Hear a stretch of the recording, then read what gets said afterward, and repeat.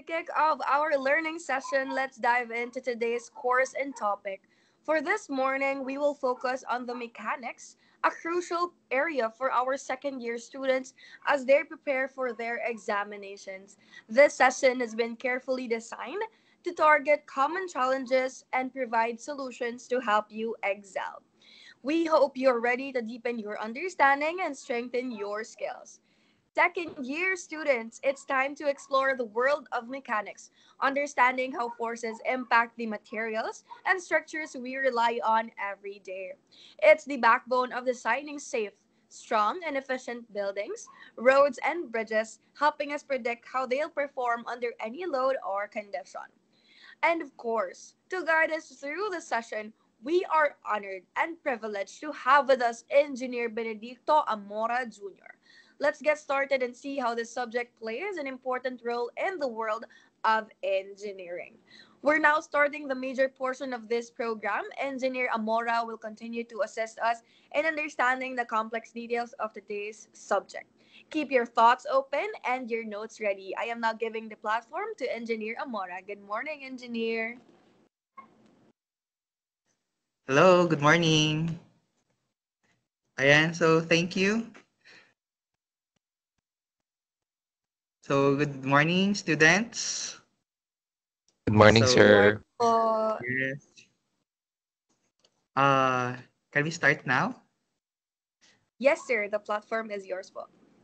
Okay, thank you.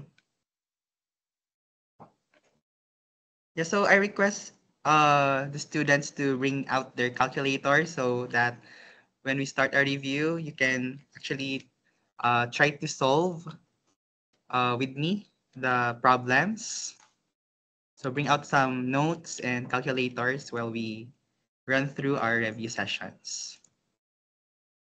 And so I'm sharing my screen.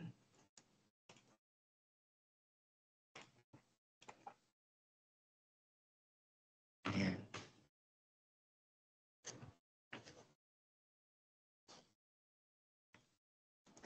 Okay, so review for mechanics of deformable bodies. So let's get started. For problem number one, um, each of the four vertical links has an 8 by 36 millimeters uniform rectangular cross section, and each of the four pins has a diameter of 16 millimeters. Determine the maximum value of the average normal stress in the links connecting points B and D and points C and D. So in this problem, um, the force is, the applied force is at point A, and then we are interested of solving for the normal stress for the links at BD and CE. Ayan. So notice that there are four links, two links for BD and two links for CE. Ayan.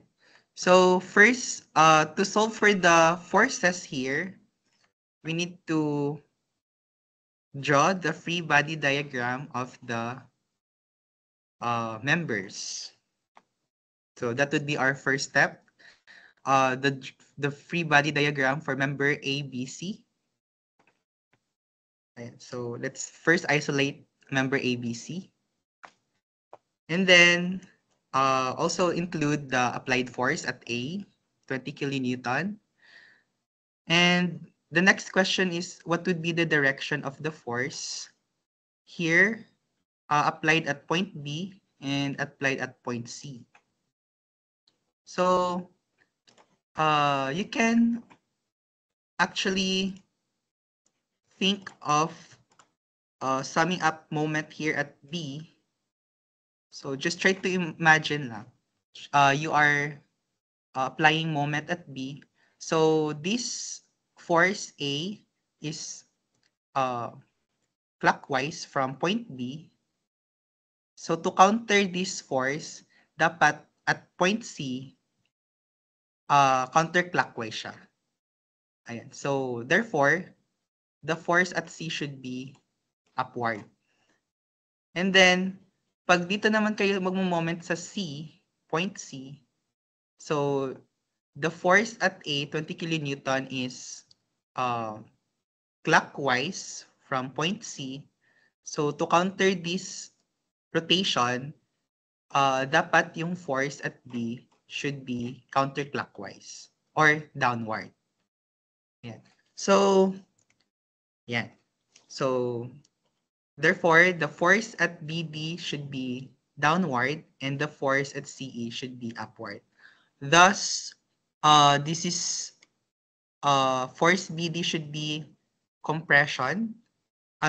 Should be tension since it is away from the node.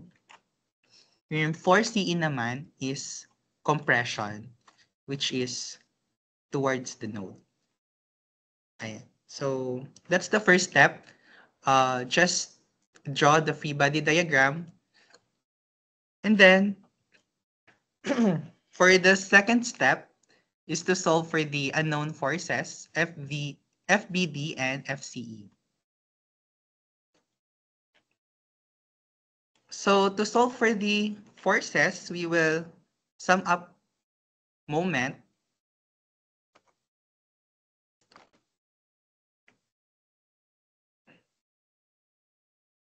Sum up moment at point B.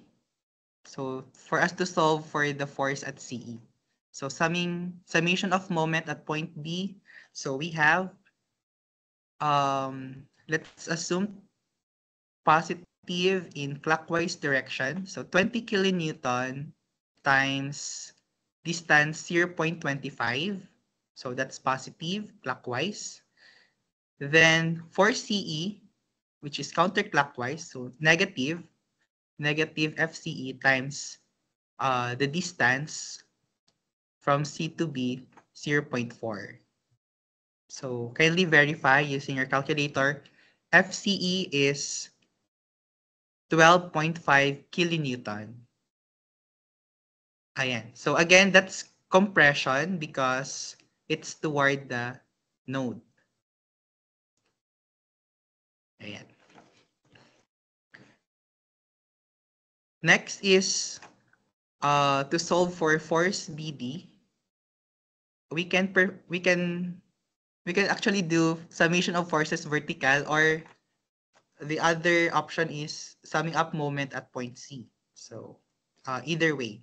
So summation of moment at C, 20 kilonewton times distance from A to C, which is 0.25 plus 0.4 minus this force, counterclockwise force, FBD times 0.4 equal to 0.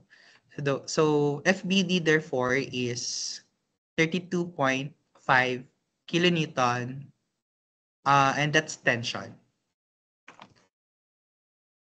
Again, one alternative would be summing up forces vertical. So this is 20 kilonewton. FCE is already 12.5. So upward forces is equal to downward forces, right? So pwede mong i-add yung 20 plus 12.5. That would give us 32.5. So pwede rin mag-summation of forces vertical. So we have 32.5 kilonewton in tension. So since you already solved for the forces of for each link BD and CE, we can now solve for the area. So for the area, there are things to consider here in getting the area. So for tension, if you try to imagine, tension is for BD, tension is away from the nodes. So the crucial or the critical area should be located here, since there is a hole from the pin the area here is lesser compared at the middle. So we will get the area near the pins. So to get the area, the dimension here is 8 by 36. And then we subtract the diameter of the pins, which is 16 millimeters. So this is 16. So the effective width is now 16 minus 36 minus 16. The effective width is 20, and then the thickness is still 8. Ayan. So we will consider this as our area under tension. So ito yung critical na area since meron siyang butas dito. So if you try to imagine, dito unang mag-fail, dito unang magkakat or mapupunit when we applied tension. So under compression naman, we know CE is under compression, 12.5 kilonewton.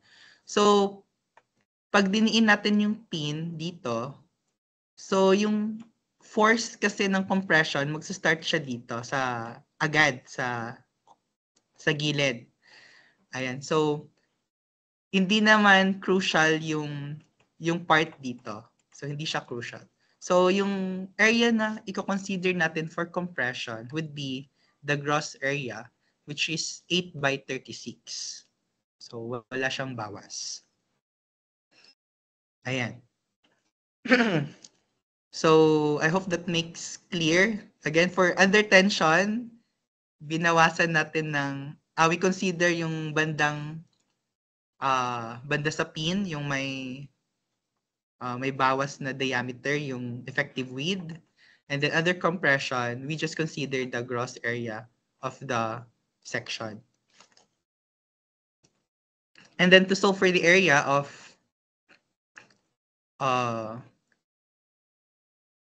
link BD, so again, there are two links for BD. So 2 times the effective width, 20, times its thickness, 8 millimeters. The area for BD is 320 mm square. While for CE, 2 times, so there are 2 links for CE, 2 times 36 by 8. So that is 576 mm square. Now that we solve for the area, we can now solve for the normal stress. So the formula for the normal stress is simply force over area. So force BD over area BD. So that's 32.5 kilonewton in tension. We convert it to Newton. So we multiply 1,000. So that's 32,500. Over its area in mm square, that's 320 mm square. So, so it is equal to 101.563 MPa. So again, our unit here is in Newton per mm square. But actually 1 Newton per mm square is just equals to 1 megapascal. And so to be consistent, we always convert our load, our forces into Newton, and then our area in mm square, so that our stress will be in terms of megapascal. So that is our answer for the stress, normal stress in link BD. So for the normal stress for the link CE, so for CE, which is 12.5 kilonewton, convert to Newton, that's 12,500 Newton, over its area, 576 mm square. So we get 21.701 megapascals. Ayan. So that's our final answer for problem number 1. So, do you have any questions or clarifications before we can proceed to another problem? Any clarifications?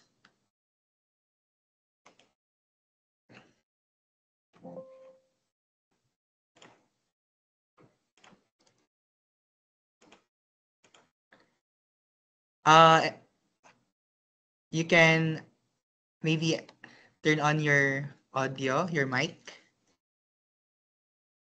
Sir, Yes.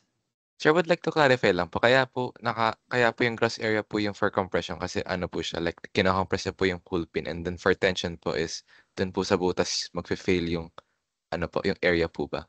That's why Ah, dun po yung may bawas. okay, wait lang.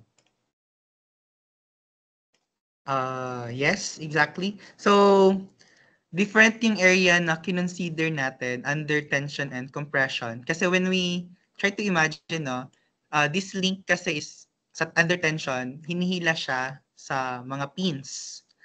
So, ibig sabihin yung crucial na area dito, I mean critical na area is nandito na portion. So, babawasan na, may butas siya. Ayan. So, dito yung part na mapupunit talaga siya pag under tension. Pag sa compression naman, hindi naman siya critical dito na part. Hindi siya critical. Kasi, ang compression kasi magsa-start naman siya, dito yung figure, no? Magsa-start naman siya, so, kasi compression siya, dito na siya magsa-start. Ayan. Ayan. So, ibig sabihin, ang area na under compression is itong portion na to, yung sa gross area. So, hindi naman to affected yung part na to dito. So, sa tension lang na part na dapat dito natin siya kukunin kasi pag under tension kasi siya, most likely dito talaga una magfe-fail. Ayan. So, I hope that makes clear.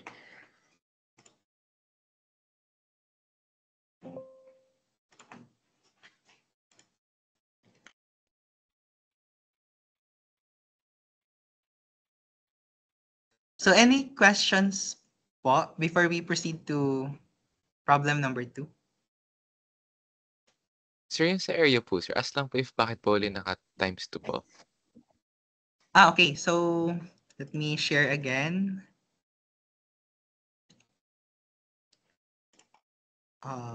Sa figure natin, it is mentioned na there are 4 links.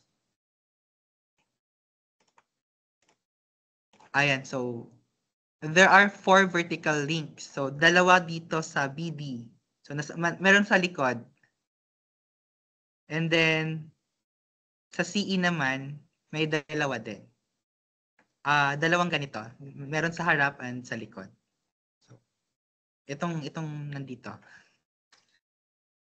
Kaya nag-times 2 tayo. T-times 2 natin yung sa BD and nag-times 2 din tayo sa CE. Okay po, sir. Okay. So, I think we'll proceed to problem number 2. Ayan, so for problem number 2, the 2 aluminum rods support the vertical force of P is equals to 20 kilonewton. Determine their required diameters if the allowable tensile stress for the aluminum is 150 megapascal.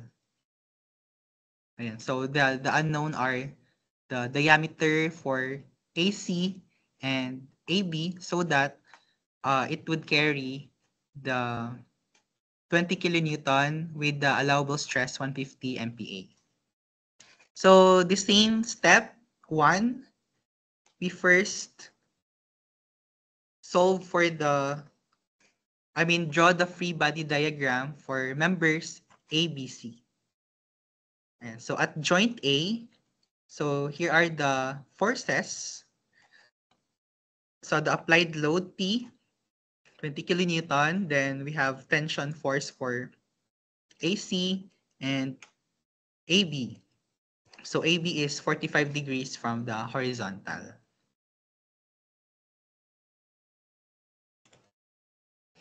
So next is, since we have three forces, we can transform this into triangle. So that we can apply triangle rule. So in transforming, we retain the direction of these forces. So just like that. And then now it forms a triangle. So this is a right triangle. So force AC and P. Actually, this is an isosceles triangle since the two angles are equal, 45 degrees. So therefore, by inspection, FAC is just equals to P, which is 20 kilonewton. Ayan, since this is an isosceles triangle. And to solve for FAB, we can actually solve for FAB using Pythagorean theorem. That's square root of 20 square plus 20 square. So the sum of the square of each leg, square root. So that's the hypotenuse. FAB is 28.2843 kilonewtons. Ayan. So next is now that we already solved for the forces, we can now solve for the diameters. So again, the normal stress or the allowable tensile stress is just equals to force over area. So for member AC, with force equal to 20 kilonewton, so we can just simply use this formula. The allowable stress is 150 MPa equal to force 20 kilonewton. So we convert it to Newton. So that's 20,000 newtons over the area of the rod, which is circular, pi over 4 d square. Solving for d is equal to 13.029 millimeters. Let's say 14 millimeters. And then for members AB, force is 28.2843 kilonewtons. So we substitute this force here in our formula.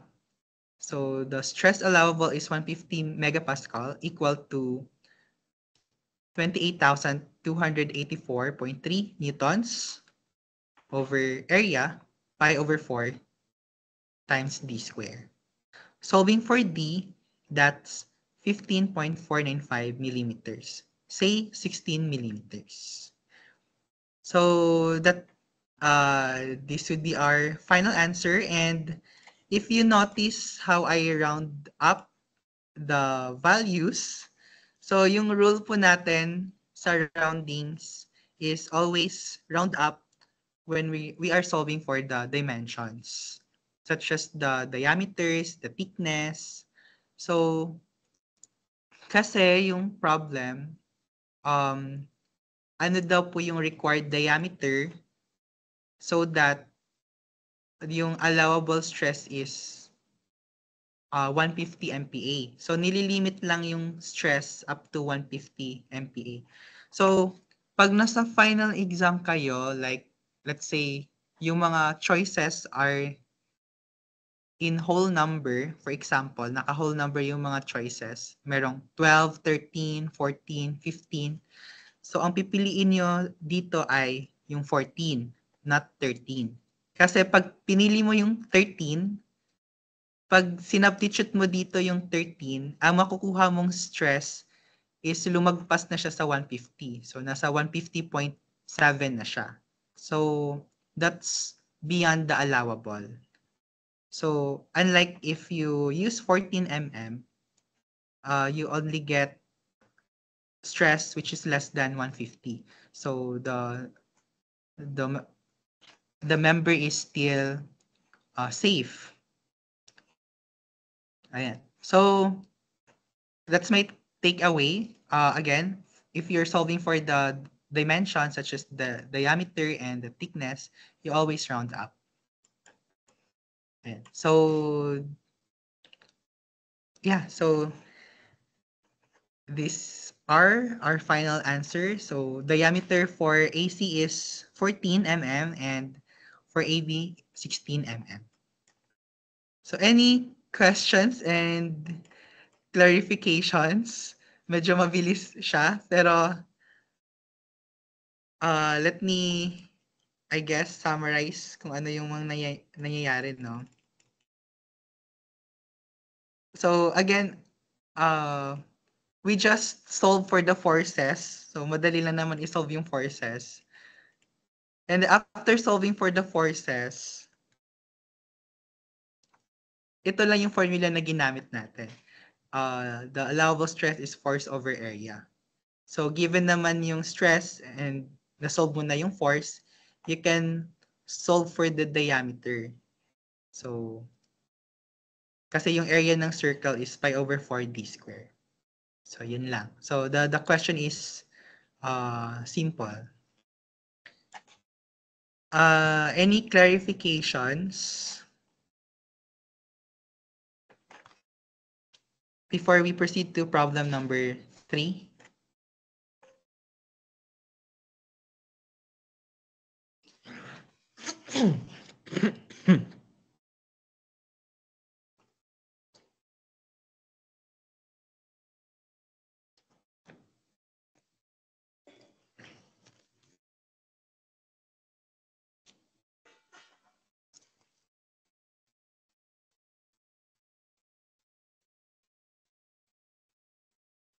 Ayan, so na-gets naman siguro. So again, this is one of the tricks talaga even sa board exam. Kasi board exams kasi are multiple choice. So sometimes yung mga choices are naka whole number. Again, pag nag-solve kayo ng dimension such as diameter, you always round up. Hindi pwedeng mag-round down. Ayan. So, if you're solving for the diameter, the thickness, you always round up. So, again, hindi ko siya ginawang 13. Kahit very close na siya sa 13, we do not round down. Kasi pag ginamit mo yung 13, lalagpas na siya sa 150 MPa. Lumagpas na siya sa allowable. Ayan. So, always round up. That's the rule. So, we proceed to problem number 3. A load P is carried, a load P is applied to a steel rod supported as shown by an aluminum plate into which a 0.6-inch diameter hole has been drilled. Knowing that the shearing stress must not exceed 18 KSI on the steel rod and 10 KSI in the aluminum plate. Determine the largest load P that can be applied to the rod. So, ayan. So, yung question here is, we are solving for the largest load na pwedeng i-apply dito with the condition na hindi mag-i-exceed yung shearing stress ng 18 KSI in the steel rod, 10 KSI naman in the aluminum plate. So, ibang question to kanina kasi we are solving for the dimension. Pag load naman yung pinag-usapan, the largest load should be the least load. Ayan. So, dapat yung pipiliin mo na load ay yung pinaka-least to satisfy yung mga conditions na hindi siya mag-exceed ng sa mga stress sa steel rod and sa aluminum. Ayan. So anyway, let's just recall what is shearing stress? So shear stress is caused by forces parallel to the area resisting the force. So which is parallel to, since yung force natin is vertical, so yung area na i-consider natin is yung naka-vertical na area. Ayan. So just to give you a visualization sa figure, kasi naka 2 dito. So here's the 3D visuals. So meron tayo ditong steel rod. And then meron tayong aluminum plate. So ito yung aluminum plate. Pag shear kasi, again, yung area na i-consider natin is parallel to the applied load. So try to imagine there are 2 cases dito. Ang magfe-fail is aluminum or yung steel. So try to imagine na lang, just be exaggerated lang sa imagination. If ipupush natin tong steel like with the given load, so yung possible na mangyayari ay mapupunit siya. So mapapunch. Magkakaroon ng hole yung aluminum. So for the aluminum, so try to imagine nag-push through, penetrate yung steel sa aluminum. So mabubutas yung aluminum. So yung area na i-consider natin na nag-shear is this area. Ayan. Itong area na to. Yung sa gilid ng circle, ng hole. So that area is parallel to the applied load. So again, we will compute for the area of the aluminum. So the diameter here is yung diameter ng steel, which is 1.6 inch in diameter, and the thickness of the aluminum is 0.25. So to solve for the area dito sa gilid, we just use the formula circumference times the thickness. Or circumference is pi d times, again, thickness. So pi times the diameter, 1.6, times the thickness, 0.25. So the area here, area shear for aluminum is 1.25664 inch square. And for the area shear for the steel, so try to imagine, what if yung steel yung nag-fail? So ang mangyayari, meron tayong shear sa steel. So meron kasi tayong aluminum dito na 0.6. So makakat siya dito. Ayan. So try to imagine na yung steel yung magfi-fail, mapupunit yung steel rod. Ayan. So we are interested of solving this area. Ayan, this area. So dito na portion. Ayan. Itong area na yan. So same formula. We just get the diameter and the thickness. So yung area is circumference lang ng circle na to times the thickness, 0.4. So area ng shear steel is circumference times thickness, or pi d times t.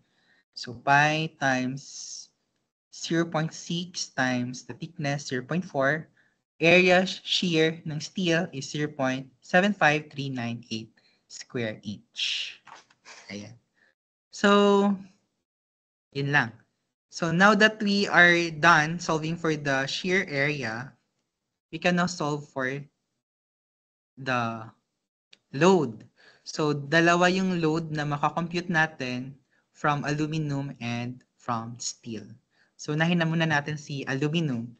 So given we already done solving for the area, and given also the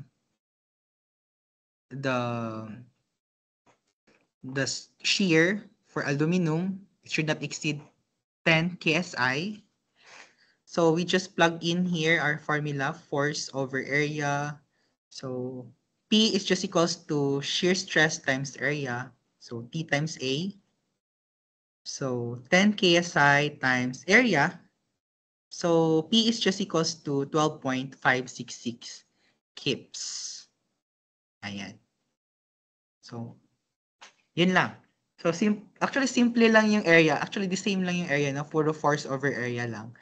Ang difference lang is how we are going to solve for the area. Again, for shear stress, should be the parallel area.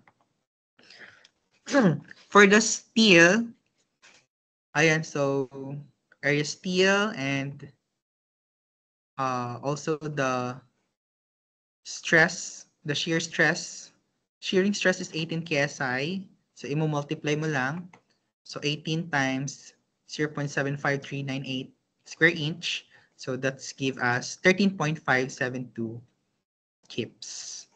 So, from here, may dalawang value tayo ng P from aluminum and from steel. And again, my takeaway here is when you are solving for the largest load, it should be the least load. So, which is 12.566 kips. And yung rule natin for rounding is always round down. Ayan. So, pag load, always round down. Bakit always round down? So that it would not exceed the restrictions here na hindi dapat siya mag-exceed ng 18 KSI for aluminum, steel rod, and 10 KSI for aluminum plate. Round down naman for the loadings. Ayan. So, any questions for problem number 3?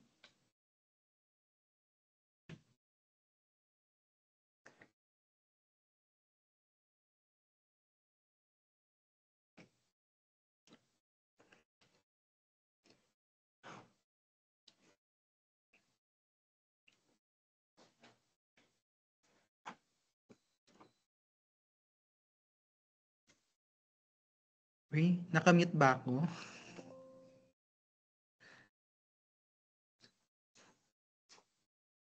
Hello, any questions? You can use your mic or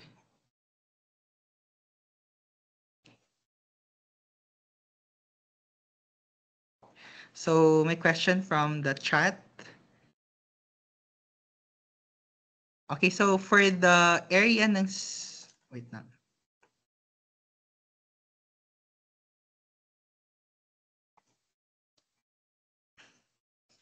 So paano ma-compute yung area ng aluminum and steel? Wait lang, nawala. So again, just try to imagine na nag-penetrate since yung steel rod kasi is hinila siya pababa. So just try to imagine lang that the aluminum is very weak and nag-penetrate yung steel. Ayan. So nabutas yung aluminum. So yung area na i-consider natin is yung nasa gilid. Ayan. Yung nasa gilid. Yung area na to kasi is parallel with the force. Ayan. So, para siyang cylinder. Ayan. Para ka nag-compute ng lateral surface area ng cylinder. Ayan. So, yung surface area, ito, to compute yung area na yan, you just solve for the circumference times the thickness. Ayan. So, yun yung formula ng pag-compute ng area shear ng aluminum. For the steel naman, so try to imagine naman that the aluminum is very stiff and very weak naman yung steel. So, ang mangyayari kasi, in that case, Ayun na mag-erase. Pero,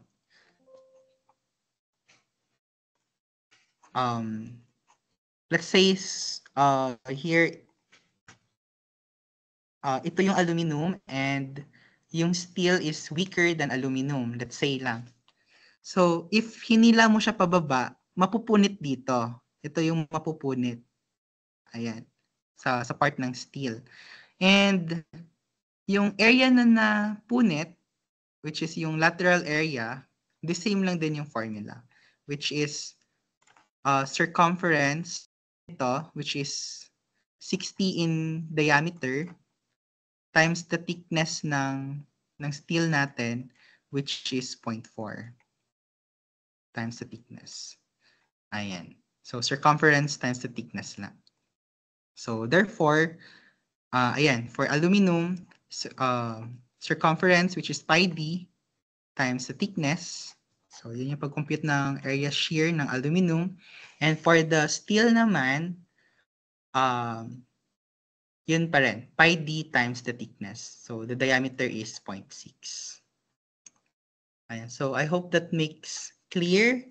So, shear stress is always parallel to the applied load. Any question before we proceed? You can turn on your audio, your mic. Ay, Facebook ko pala yun. Okay, so I hope that makes clear, and let's proceed to problem number 4. Wait lang, parang hindi ako naka-share screen. Naka-share screen ba ako kanina? Yes po, sir.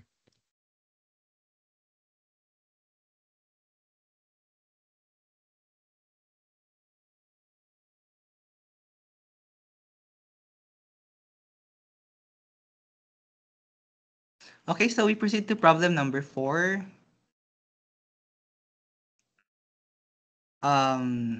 Here's another figure.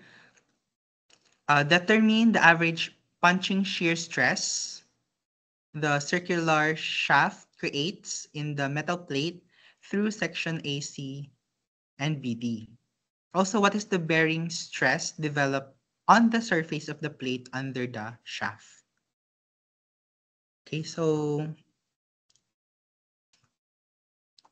there are two problems. So we recall bearing stress is the contact pressure between the separate bodies caused by the compressive force. In this problem, yung under contact here is this one. So it refers to the, we are going to solve for the contact of the surface plate under the shaft. So yung plate kasi natin, since merong load na compression, so nadiin siya with the surface. Itong parang platform. So yung diin or yung contact ng dalawang object, that is the bearing stress. So yung area under the contact, area in contact, yun yung gagamitin nating area sa formula ng bearing stress na force over area. So anyway, here's the 3D visualization ng problem. So meron tayong shaft, and then may plate, and then meron tayong parang platform. And then ito yung cross section. So for the punching shear stress, so that's actually the same lang sa kanina. So parang punching na rin 'yon. So this is equal, wait lang. For the punching shear stress, if you try to imagine now the shaft is compressed, or the shaft is compressed dito sa plate. So mangyayari dito, mabubutas yung plate. Ayan. So magkakaroon siya ng punching hole. So yung butas na yon, for the shear stress, yung i-consider natin for shear is yung parallel area. Ayan, parallel sa butas. So, let me, siguro, dito na. Hindi masyadong kita dito. Pero, so, kung mabubutas kasi yan, wait lang.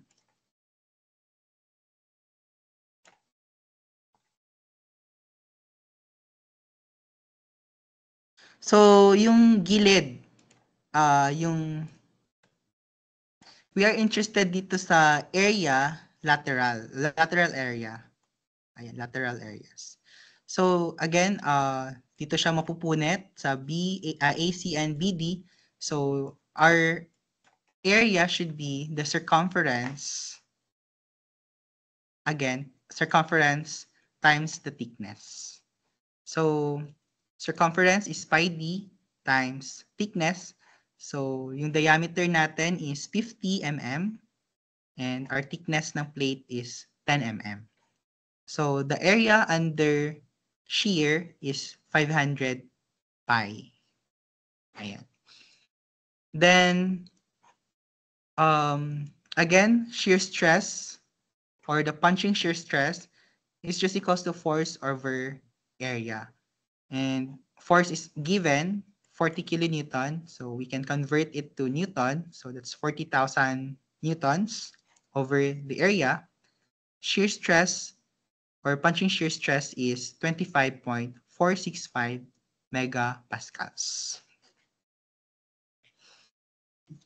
So next is to solve for the bearing stress.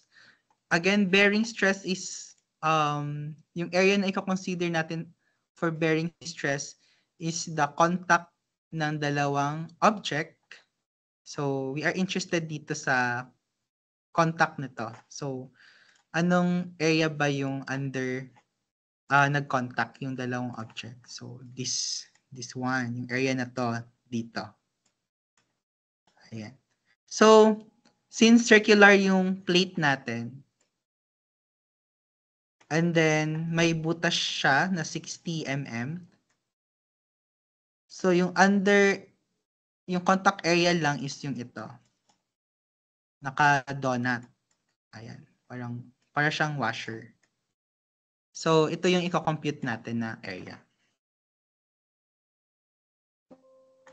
So, nag-drawing pa ako, no? Pero na-illustrate ko na pala siya. Ayan. So, and to compute for the area, since dalawang concentric circle siya, we can just solve for the big circle minus the small circle. Or we use this formula, pi over 4 times the outside diameter square minus the inside diameter square. So area is equal to, so yung outside diameter natin is 120 square while our inside diameter is 60. Ayan. So area contact is 2,700 pi. Ayan. And to solve for the bearing stress, so diretso na siya. Bearing stress is just equals to force over area, and our force is 40,000 Newton over 2,700 pi, which is yung area na nag-contact yung dalawang object. So bearing stress is 4.716 megapascals. Ayan. So that's our final answer. So yeah.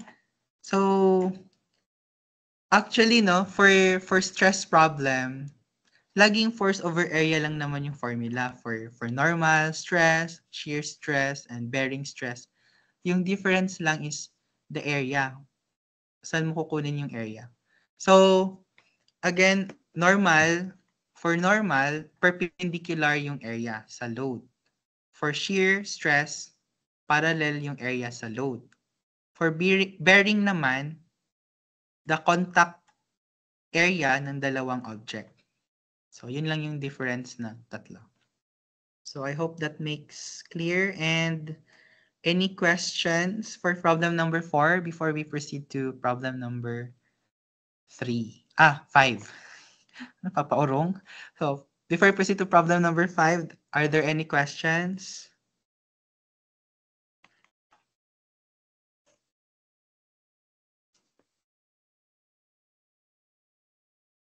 Salud.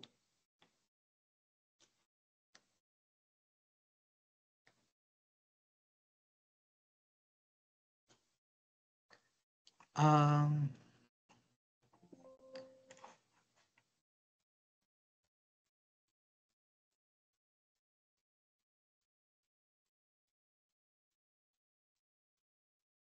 Ayan, so may question pala. So, difference ng bearing and normal stress. If the problem is same na area perpendicular to force po ang kinonsider. Okay. So,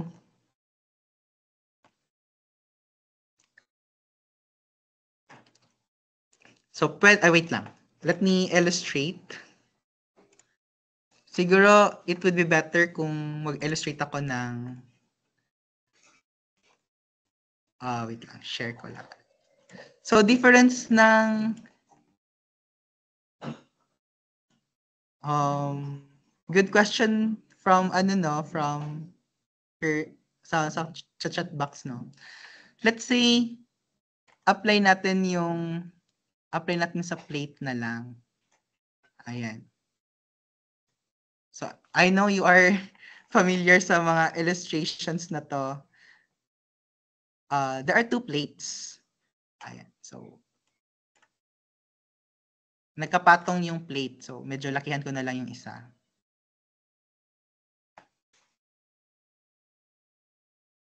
Rectangle yan, ha? So, nakapatong yung red plate sa green plate. And then, this is top view. Top view to. And, meron tayong, let's say, tension force. Wait lang. Sorry.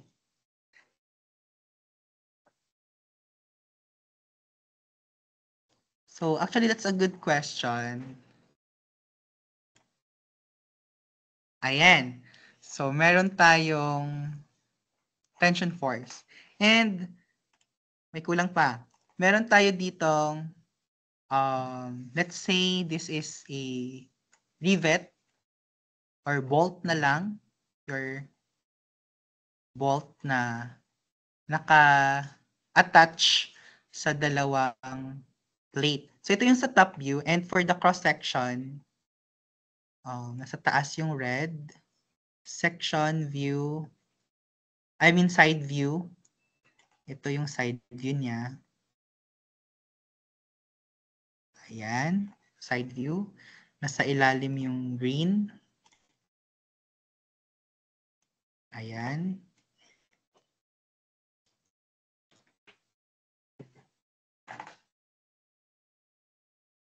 And then we have naka-yellow pala. So, we have this bolt here.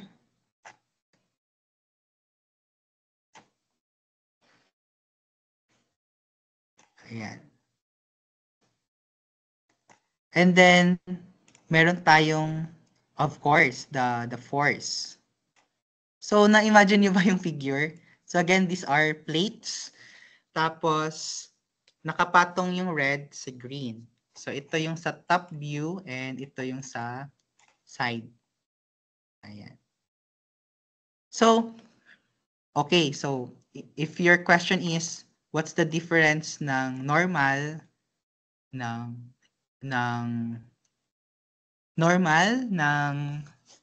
bearing?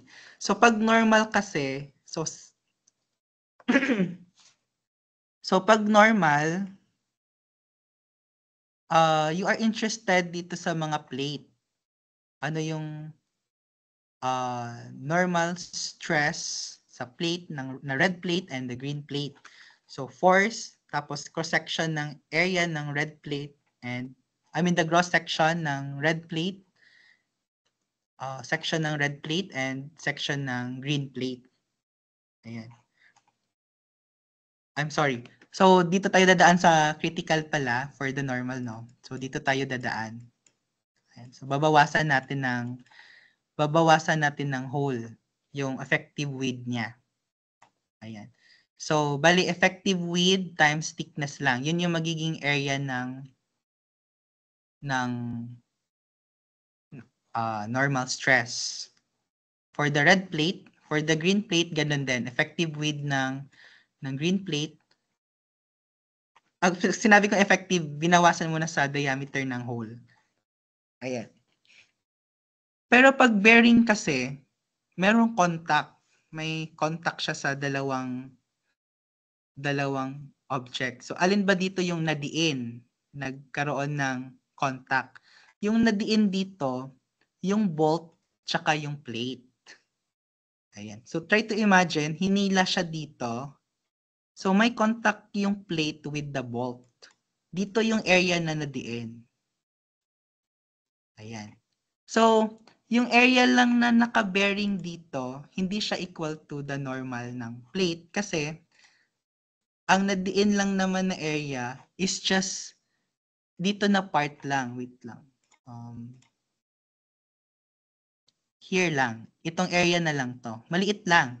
The diameter ng bolt times the thickness ng red plate. So, yun lang yung area na bearing. Dito sa part na to. Ayan. So, I hope that makes sense. So, hindi parehas yung area normal sa area bearing. So, sa bearing, kung saan lang yung may contact. Pag normal, dun ka sa section ng plate. Ayan. So, pag dito sa problem siguro yung normal, let's say, ano yung normal stress ng shaft, yun yung masasolve mo. Ito yung i-consider mo na area for normal shear. Normal stress. Pag bearing, again, yung contact ng dalawang object. Saan siya nadiin?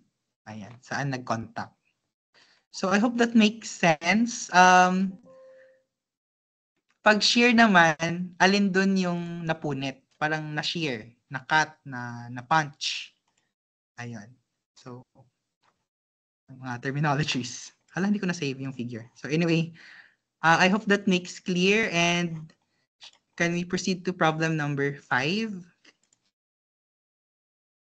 Nasagot ba, Mr. Gonzales?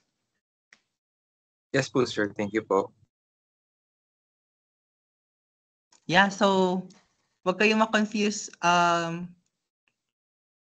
mga terms, no? So pag bearing, contact siya, nadiin, yun yung area na nadiin. Parang ganon, may contact. So pag shear naman, mapupunit siya parallel dun sa force. So proceed tayo with our next problem number 5. So, ay, naka-share screen na pala ako. Wait lang. Okay, so share screen again. For problem number 5, this is strain problem, no? Ayan. So the rigid beam is supported by a pin at A, and then the wires BD and CE. If the load P on the beam causes the end C to be displaced 10 millimeters downward, determine the normal strain developed in wires CE and BD. So actually, madaling question lang to. So again, we recall strain is equal to the ratio of change in length to the original length.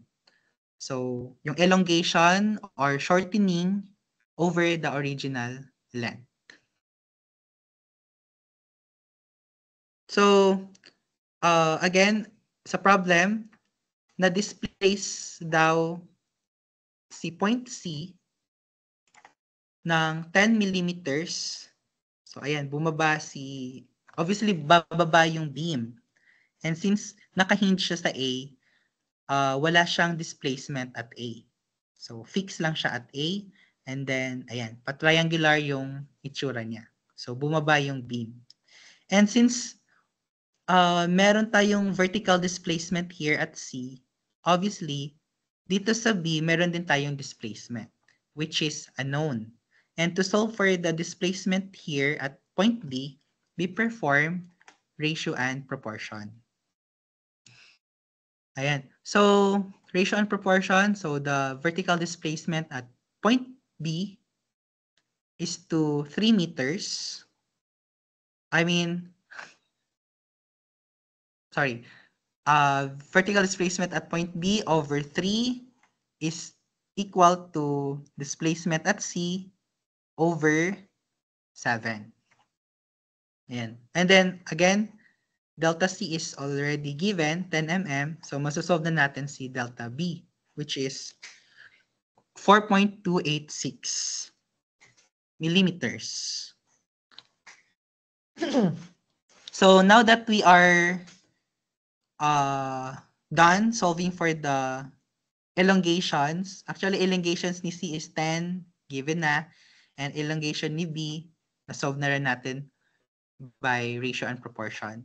So, to solve for the strain, di-divide na lang natin siya original length na 4 meters. So, ayan. So, for CE, that's 10 mm.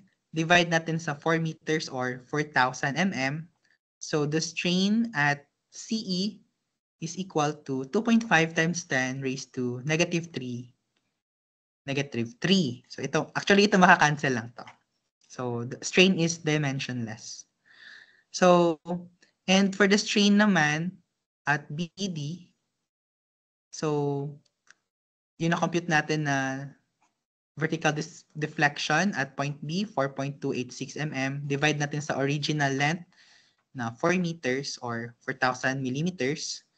Then, the strain at BD is 1.072 times 10 raised to negative 3. Ayan. So, yun lang siya. So, yeah. So, again, strain is dimensionless or unitless. So, ratio lang siya ng elongation or shortening over its original length. Are there any questions for problem number 5? Or we proceed na?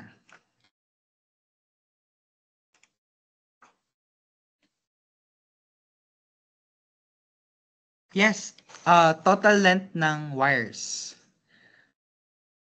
Original length niya is 4 meters. Ay, sorry. Consider na total length. Hindi, walang total length. I mean, delta L over L lang siya. Total length over original length. So, hindi yung total length. Yes. So, L denominator is not the total length but original length. So, siguro para hindi kayo ma-confuse. So, some books actually, sorry, hindi ako naka-share screen. Close ko muna yung Facebook.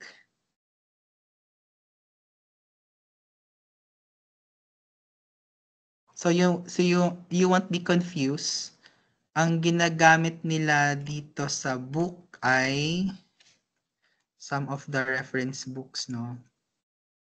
Nilalagyan nila ng subscript na O. It refers to the original length. Ayan. Delta L over LO. So, para hindi kayo ma-confuse. Or over original length.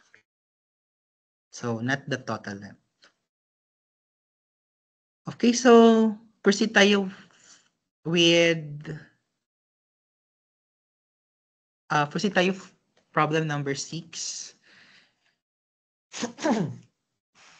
Ayan, so problem number 6, an axial force 200 kilonewton is applied to the assembly shown by means of rigid end plates. So determine the normal stress in the aluminum shell and the corresponding deformation of the assembly. So try to imagine na lang meron siyang rigid plate sa mga ends. Wait lang. Asan na yung pointer? Ayan, may rigid plate siya dyan sa mga ends. Tapos in-apply natin yung load. So hindi naman na-mention kung compression siya or tension. So let's say, we can assume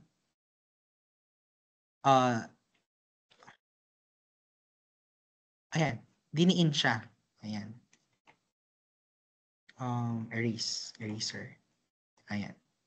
So may mga rigid plates tapos diniin siya. Ayan. Yun yung illustration niya. So by means of rigid end plates. So yung purpose ng statement na yan, ibig sabihin, when applied with this force, yung magiging effect niya ay magkakaroon siya ng shortening, pero yung shortening ng dalawang material will be equal. So hindi naman pwedeng mauna yung mag-shorten yung aluminum tapos yung core is naiwan. Ayan. So sabay yung pag-shorten ng aluminum and ng brass. Ayan. So yun yung sa statement. So again, this example is a composite built up section. So combination siya ng dalawang material, aluminum and brass. So ayan, given naman yung actual load, 200 kilonewton, and also the properties ng mga materials, the area, the section, the modulus of elasticity are also given. So we recall the formula for deformation. Tama? So it is equal to PL over AE. So yeah. So and again, we have an applied load, axial force, na 200 kilonewton. And obviously, since meron tayong dalawang material, ayan. Wait lang ha. So, meron tayong applied load dyan. Ayan, let's say compression, 200 kilonewton. So, yung mag-react dyan, yung dalawang material. So, obviously, meron tayong force reaction ng aluminum as well as meron tayong force reaction from the brass. Ayan, kasi dalawa yung material natin. And ito yung free body diagram natin. And we can sum up forces vertical, let's say positive, upward direction, or simply upward forces equal to downward forces. So our upward forces is the force reaction ng brass plus force ng aluminum is equal to 200 kilonewtons. And that would be our first equation. So first equation, so we have two unknowns, so we still need one equation para ma-solve natin yung force ng aluminum and ng brass. And sinabi ko nga kanina, earlier na, again, it's mentioned sa problem na it is the assembly shown by means of rigid end plates. So pag sinabing may rigid end plates, yung assembly, tapos diniin siya, so we expect na yung shortening ng member na to ng aluminum at saka ng brass should be equal. So, sabay silang mag-shorten or magde-deform. So, sabay yung deformation ng material. So, that would be our step 2. We will have equal deformation for aluminum and brass. And again, deformation is equal to PL over AE. So, PL over AE ng aluminum is equal to PL over AE ng brass. Plug in. So, force aluminum, that's our P, times L, 300, times area ng aluminum. So, take note, area ng aluminum is 2 concentric circle, tapos may donut. Parang donut siya. Ayan. So, we can use this formula, no? Pi over 4 times the outside diameter square minus inside diameter square. So, outside diameter natin is 60 and inside diameter is 25. Times yung modulus of elasticity ng aluminum, which is 70 gigapascal. So, equal to the PL over AE ng brass. So, that's force ng brass times the length ng brass. So, that's actually the same with the length ng aluminum, 300. Times the area ng brass is itong nasa core, which is area ng circle with diameter 25 millimeters. Times the modulus of elasticity ng brass, which is 105 gigapascals. And from here, we can cancel 300 as well as pi over 4 since common siya sa both sides. Ayan. And then, we solve for FAL or the force of aluminum in terms of force ni brass. Ayan. So, that's equal to 3.173333 FBR. Ayan. And that would be our second equation. Ayun. So, now that we have our two equations and two unknowns, so pwede na natin siyang i-substitute. We substitute equation 2. So, that would be our step 3. We substitute equation 2. So, ito yung equation 2 natin to equation 1. Ayan. So, substituting, ayan. FBR plus FAL. FAL is ito. Ayan. Equal to 200 kilonewtons.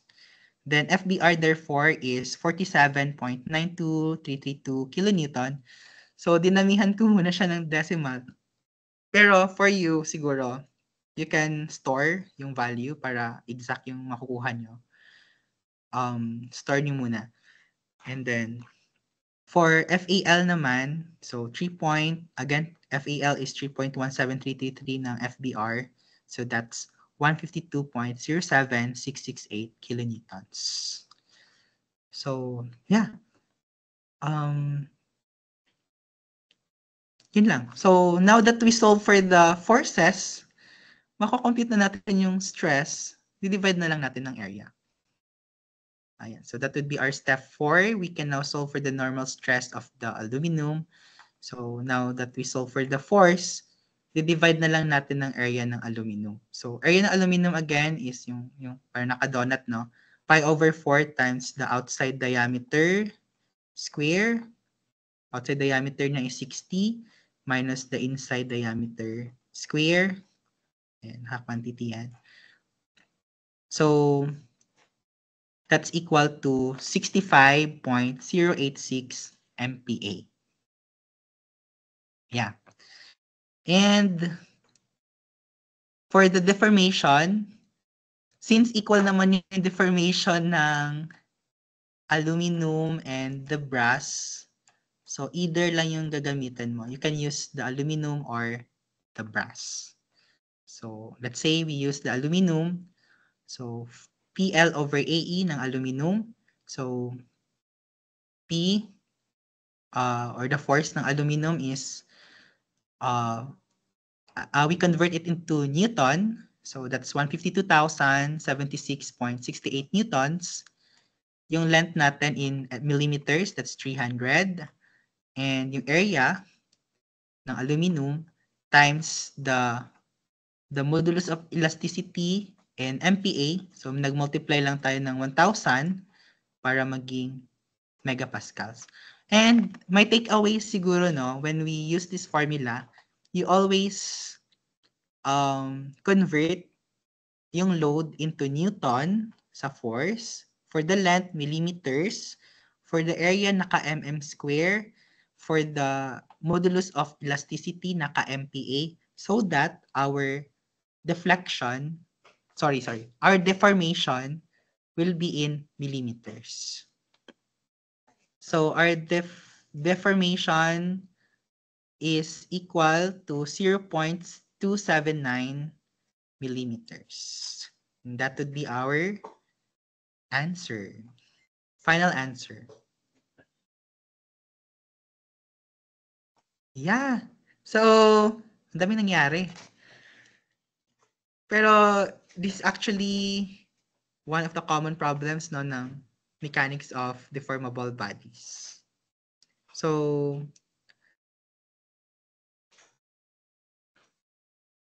are there any questions or clarifications?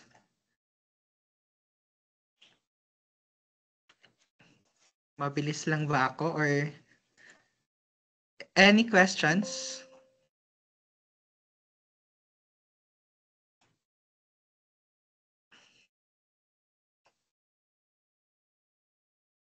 Wait lang ha.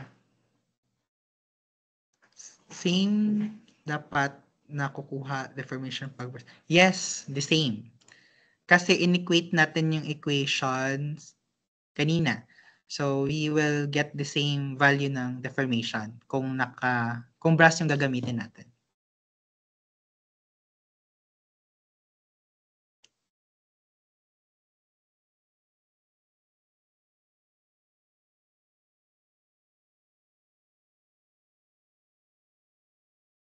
Any questions?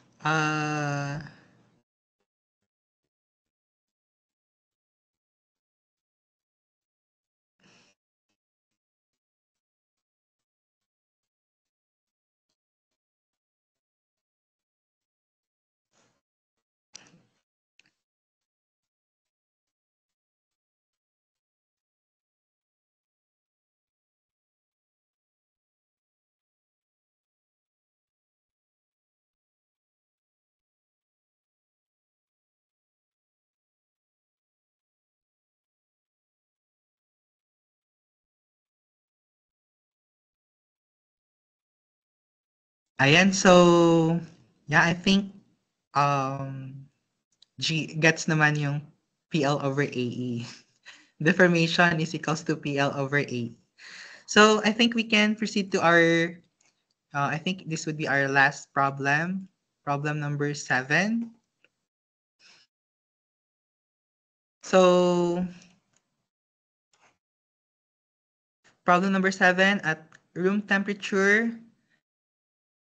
20 degrees Celsius, a 0.5 millimeter gap exists between the ends of the rods shown.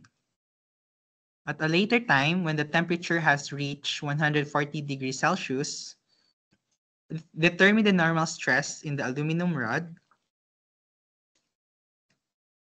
and the change in length of the aluminum rod. Ayan. So since may nabanggit dito na temperature, we recall the thermal stress.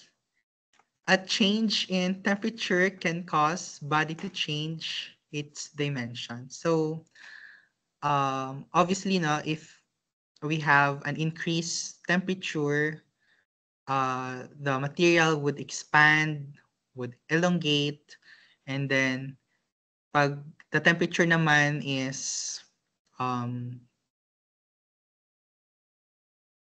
decreases, the the material would shrink or magsho-shorten siya. Ayan. So naka-linear yung equation natin for thermal deformations. So the deformation due to thermal is given in this formula, alpha, the coefficient of thermal expansion, times the change in temperature, delta T, times the length. Ayan, the length of the material. Ayan, so re-recall.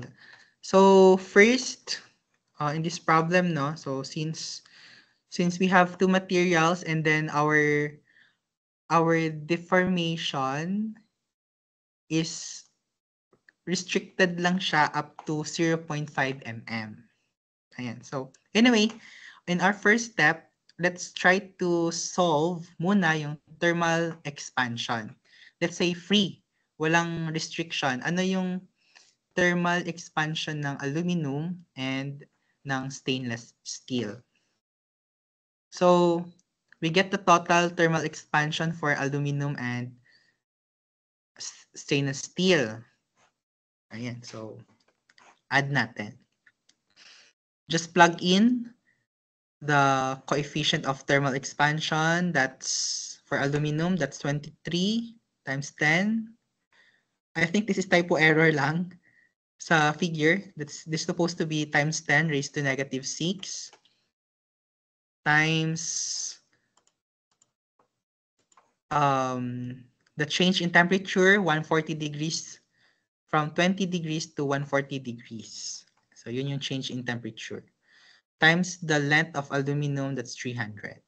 And for the stainless steel, coefficient of thermal expansion is 17.3 times 10 raised to negative 6. And the change in temperature, that's 140 minus 20 times the length, 250. Ayan, so we compute the total deformation due to thermal expansion is 1.347 millimeters. And since nag-exceed siya sa gap, yung gap kasi natin is only 0.5 mm, ang mangyayari, since we are restricted lang na, dapat yung dalawang material, yung total deformation nila dapat should be 0.5. So, ang mangyayari, magbabanggaan yung dalawang material. So, since nagbabanggaan siya, meron tayo ditong compression force. And the compression force is, ito yung magkakos ng shortening sa aluminum and sa stainless steel. Bale, yung idea kasi is, supposedly kung free siya, yung total deformation ng dalawa is 1.347 mm. And since we are restricted lang sa 0.5 mm na total deformation, I mean total expansion, ito lang yung allowed. So mangyayari, magkakaroon tayo ng compression force. So this compression force, ito yung mag-hold para hindi mag-exceed. I mean, again, ano siya, restricted lang siya up to 0.5 mm lang talaga. So, we are interested of solving for the compression force. Ayan. So, first, we get the difference ng total thermal expansion elongation dun sa gap. So, kukunin natin yung difference. That's the shortening due to the compression. So, that's 0.847 millimeters. And, ayan. So, therefore, mako-compute natin yung total deformation ng, actually, that is shortening ha. This is the total shortening due to the compression force, P. So mag-shorten yung rod. And then, ayan, so the total shortening is 0.847. So again, we get this value, difference lang ng total thermal expansion and the gap. Ayan, so that's the total shortening. So shortening is equals to the shortening ng aluminum plus shortening ng stainless steel. Ayan. So next, we plug in. So again, 0.847 times P ng aluminum. Again, the P ng aluminum and P ng SS, stainless steel, is the same. Kasi same lang naman yung contact force dito. Ayan. So that's just the same. Over times the length ng aluminum, which is 300, times area ng aluminum, that's 2,000 mm square, times the modulus of elasticity of the aluminum, 75 gigapascal. So we convert it into megapascal. That's 75,000 megapascals. So again, as I have said, we should be consistent with our units. Pag gumamit tayo ng deformation formula, so it should be in mm for the deformation. For P, naka-Newton. For length, naka-mm. For the area, naka-mm square. For the modulus of elasticity, naka-MPa. So we expect na yung makukuha nating value na P dito would be in terms of newtons. So this is for aluminum, this is for stainless steel. Solving for P, again, naka-Newton siya. 232,389.89 newtons. Or that's 232.39 kilonewtons. Ayan. So now that we are done solving for the compression force, we can now solve for the normal stress of the aluminum rod. Force over area lang. So our step 3, solving for the normal stress in the aluminum. Normal stress for aluminum is, ayan, force over area. So P, that's actually P over area. So ito yung na-compute natin kanina. Over the area of aluminum, 2,000.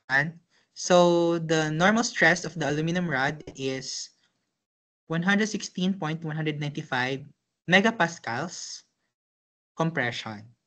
So obviously, kasi nagbabanggaan yung dalawang material dito, the stress should be under compression.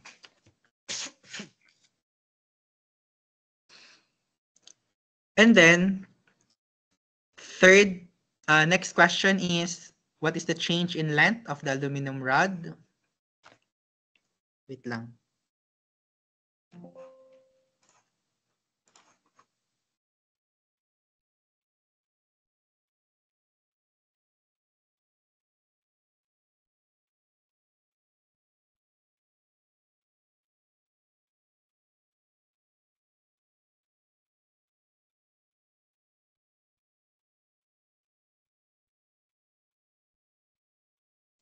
Okay, so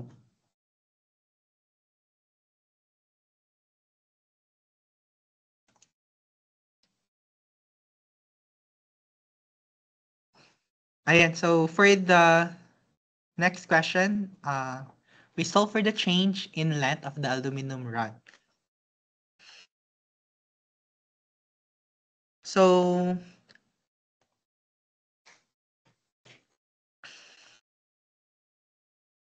ayan, so the change in the length of the aluminum rod is just equals to the difference ng thermal expansion ng aluminum minus the shortening due to the compression force. Ayan, so minus natin yung shortening. So expansion, thermal expansion minus the shortening due to compression force.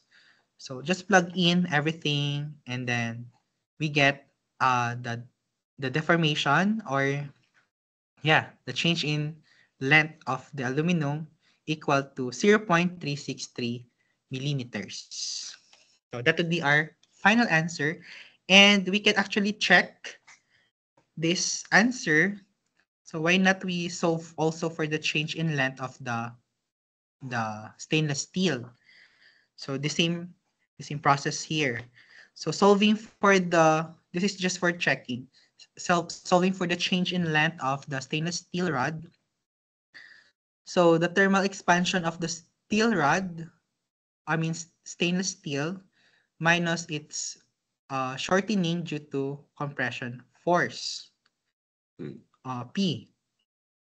So we get 0.137 millimeters. And we can check na when we add the change in length of aluminum and the steel rod and stainless steel rod,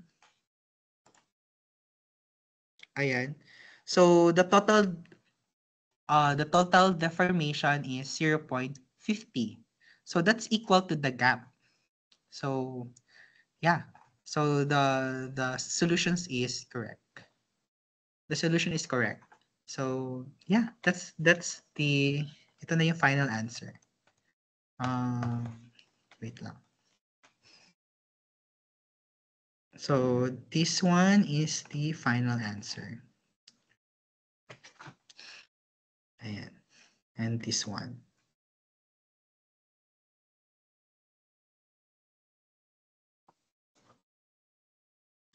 So are there any questions sa problem number 7? Are there any questions or clarifications for question number 7 or any problem na na-discuss natin today?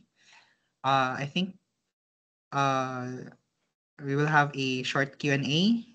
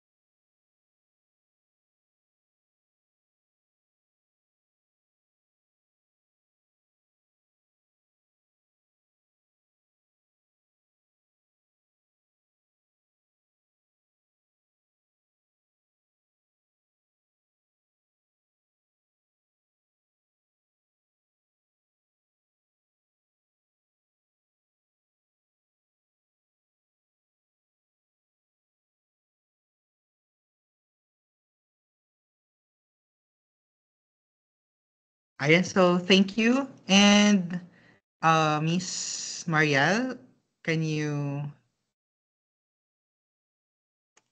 I think that's, may mga questions pa ba from the, Hello po, good morning. So for if ever may questions po kayo, kindly send it to our chat box po. Ayan, wait lang po. Mukhang may question po si Preskirt kasi typing pa po.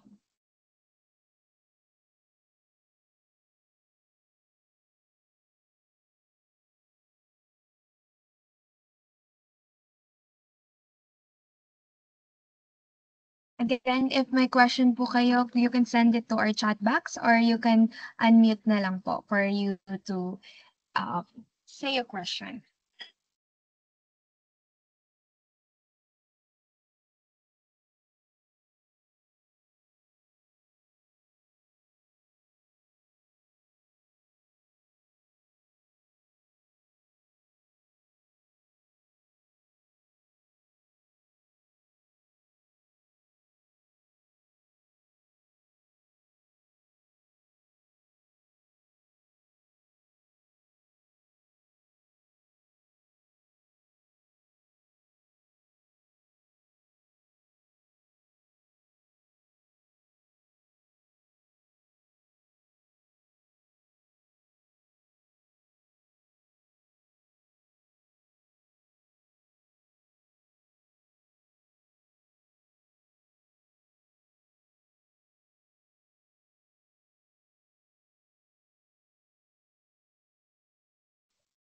Ayan, Sir Amara, may question po si Kuya Kurt from our chat box. Sir, how po properly maa-analyze yung problem regarding the elongations po kasi minsan po sa problem is equals po all throughout elongations and minsan po is different for different materials. Broad question po, hehe. Ayan, so good question siya, no? Pero different problems kasi, different din yung approach or analysis natin. So, yung siguro, no, wait lang ha. Let me illustrate na lang din, no? Or let me uh, explain again siguro yung kung paano nangyari yung analysis natin kanina. Wait lang ha. I think naka-share naman ako, no?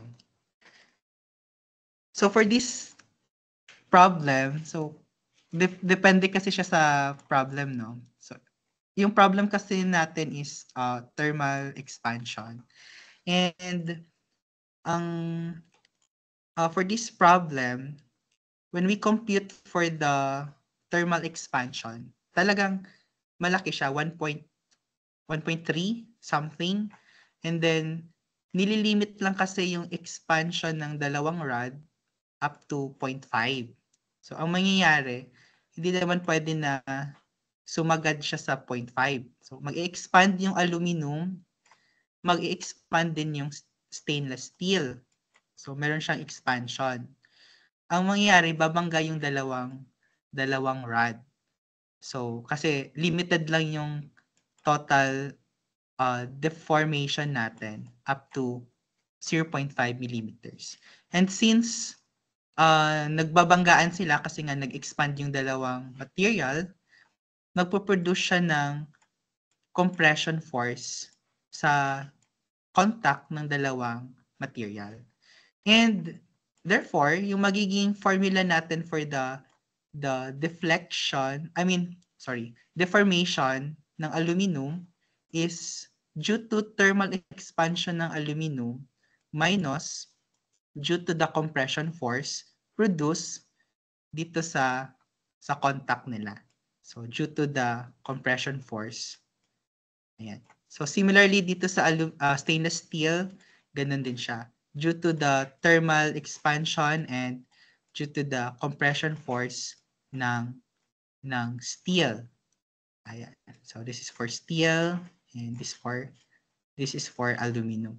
And yung total deformation natin, the deformation of aluminum and the deformation of the stainless steel will be equal to 0.5. So, yun lang yung pwede niyang i-deform sa both materials. So, kasi restricted lang siya sa 0.5 mm na deformations. So, other problems siguro, nasabi ni Kurt na bakit daw mag-i-equal lang yung deformations. So, may depende sa case, no? Kasi, paano ba? So, may mga problems din kasi na, so hindi ko na nasama dito, pero, wait lang. Kailan ba sila mag-i-equal?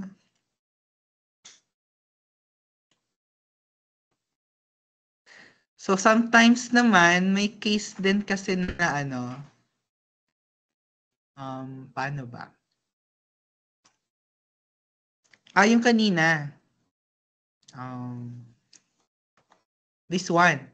So, equal yung deformation natin dito since it is mentioned naman kanina na the applied axial force is by means of rigid end plate. So, we assume na parang meron siyang end plate dito attached and then in-apply natin yung axial force.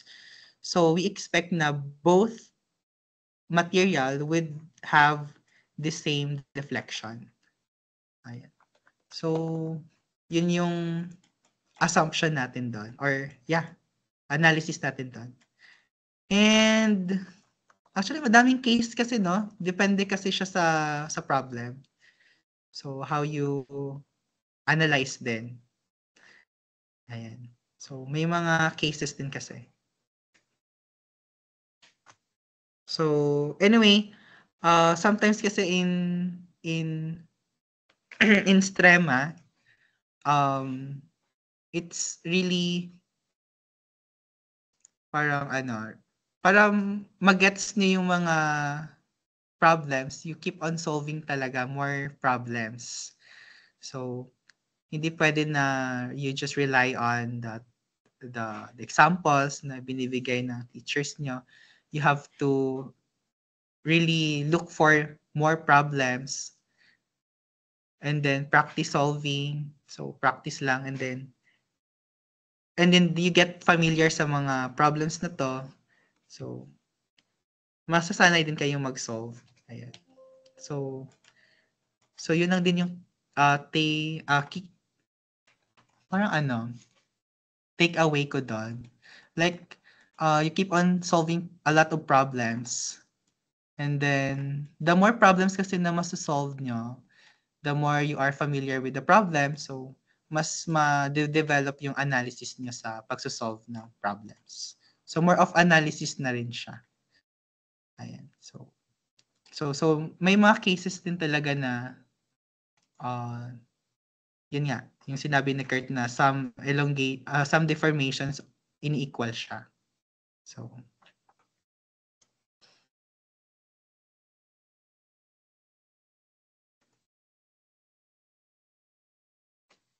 okay. So may question si Narciso for problem number 6.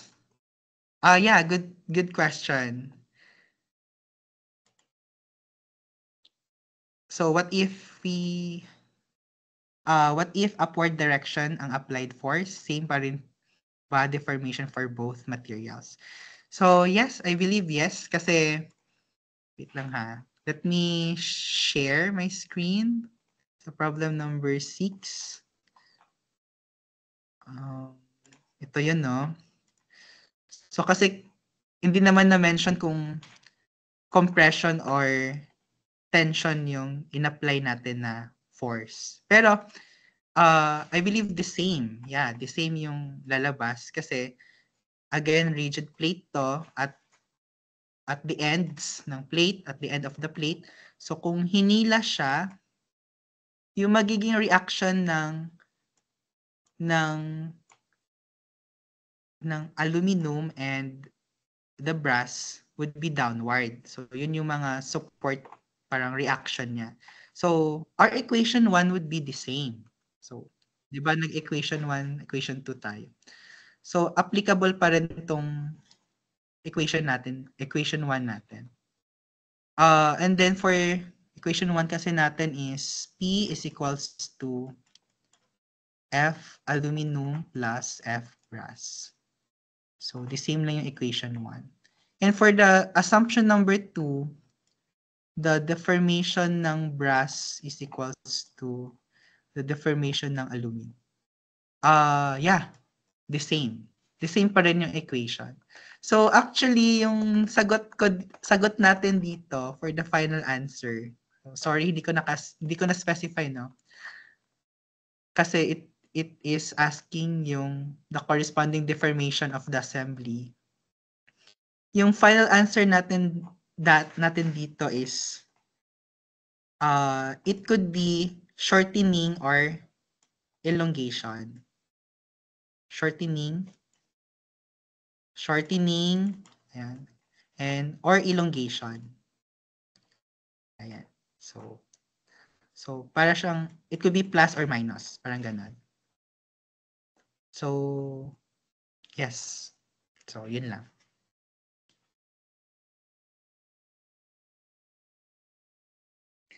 Ayan, thank you so much, Engineer Amora. That is such an amazing and insightful discussion. We're now sharing the worksheets designed specifically for this session to help reinforce everything we've just learned. So, in just a moment, you will see the link for the worksheet, and as well as you can access it through the inbox in our Microsoft Teams chat. Our ushers will share it as well. Please try to complete at least the first two problems. You'll have you'll be able to answer it all you can, and once you're done, feel free to drop your solutions in the chat box while you're working in the worksheets. Take your time working through the tasks and don't hesitate to ask questions in the next segment. So since we've already distributed the worksheets right now, you are free to answer it while you are while you are doing so, we are now going to extend our heartfelt gratitude to our instructor for today. On behalf of everyone here, we'd like to extend our heartfelt gratitude to Engineer Benedicto Amora for sharing their time and knowledge with us today. Your insights and guidance have truly made a difference. We have created a certificate of appreciation as a sign of our gratitude.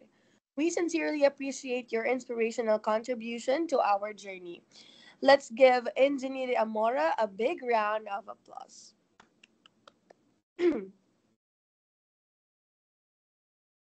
Engineer Amora, can we take this moment to have a photo opportunity with you po, if that would be okay?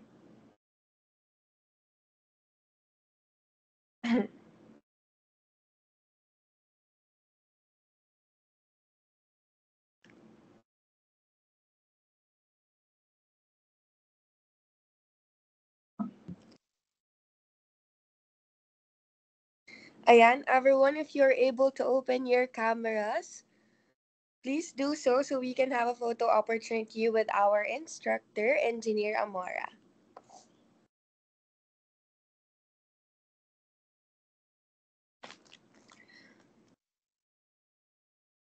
Kuya Kurt will be the one to screenshot the um picture. So guys, siya yung magko-cue. Ikaw na yung mag-cue, Kuya Kurt, if that's okay.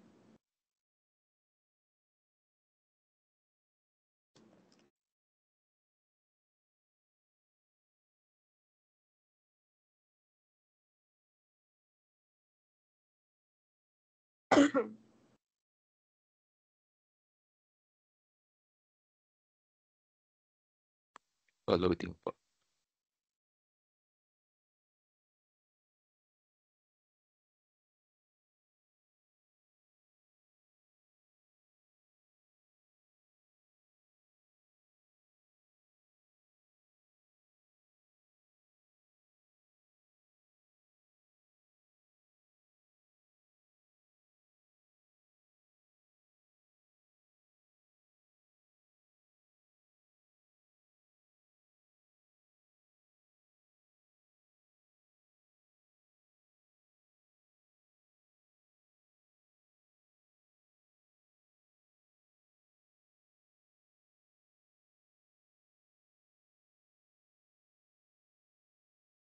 Kuya Kurt, okay na daw po ba, sabi ni Mariel?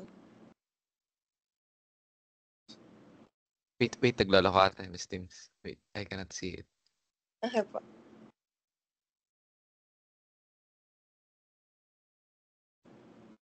Sobrang fresh naman ng ating mga engineers today.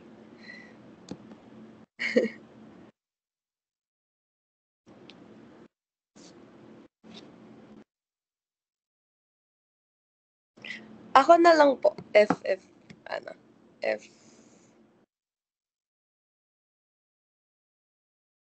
Okay, sige, sure. Hindi ko siya sige mahanap po, eh. sige po. Okay, Okay thank po. you.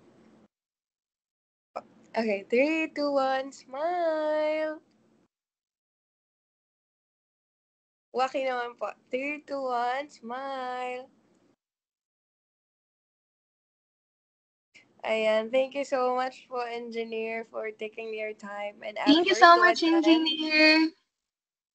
Alongside with that, we Thank also you. prepared a certificate of appreciation for the participants that we have for today. So, Kuya James.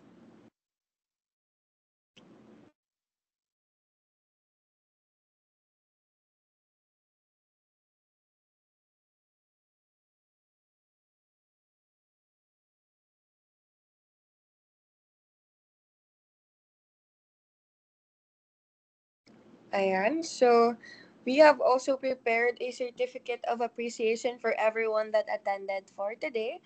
I hope you guys enjoy the discussion together with Engineer Benedicto Amora. And just like that, our session has come to an end. We appreciate everyone's time and effort in attending today to help us make future events even better. Don't forget to fill out our evaluation form linked in the chat box. Plus, by completing the form, we'll have your details to send out your certificates. So make sure you are counted. As you study for your exams, we hope this session was beneficial and empowering. Remain confident and focused as we continue to construct our future one step at a time. And enjoy your day, everybody. Once again, thank you so much, Engineer Amora, and to everyone that participated in our day two of Accelerate Integral. Thank you so much. Please fill out the evaluation form, guys, so we can know your feedback regarding today's event. Thank you po.